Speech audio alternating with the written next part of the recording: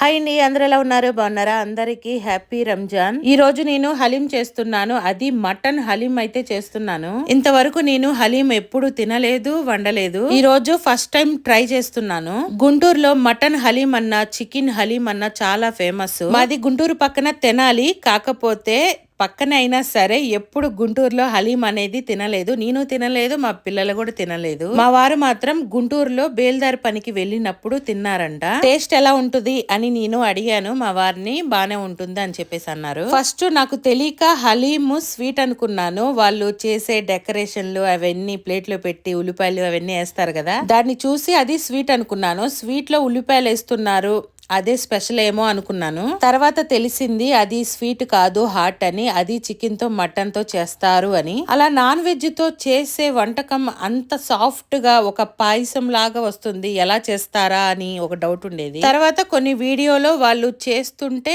అది చూసి ఇలా తయారవుతుందా అనుకున్నాను. ఎలాగైనా నేను కూడా ఒక్కసారి హలీం ఇంట్లో తయారు చేయాలి అనుకున్నాను. ఈ కుక్కర్ నేను 1.5 years అయింది తీసుకొని, ఇంతవరకు ఓపెన్ చేయలేదు. హలీం కోసం అయితే ఈ రోజు ఓపెన్ చేశాను. నా ప్రతి వీడియోలో ఈ కుక్కర్ మచ్చు పైన కనిపిస్తా ఉంటది మీకు. ఈ హలీం వీడియోస్ అన్ని చూస్తుంటే వాళ్ళు చేసేటప్పుడు ఇంత సింపుల్ అనిపించింది, కానీ నేను చేసేటప్పుడు అర్థమైంది ఎంత కష్టమో అని. ఈ మటన్ హలీం చేయడానికి నాకు 3.5 hours పట్టింది. ఎలాగైతేనే హలీం అయితే రెడీ చేస్తాను. ఫస్ట్ ప్లేట్ లో వేసి మా వారికి ఇచ్చాను టేస్ట్ చూడమని. మా వారికి అయితే బాగా నచ్చింది. తర్వాత నేను పిల్లలు మీ ముగ్గురం కలిసి తిన్నాము. టేస్ట్ అయితే బాగుంది. కాకపోతే ఫస్ట్ టైం తిన్నాం కదా, ఏదో ఒక వెరైటీగా అనిపించింది.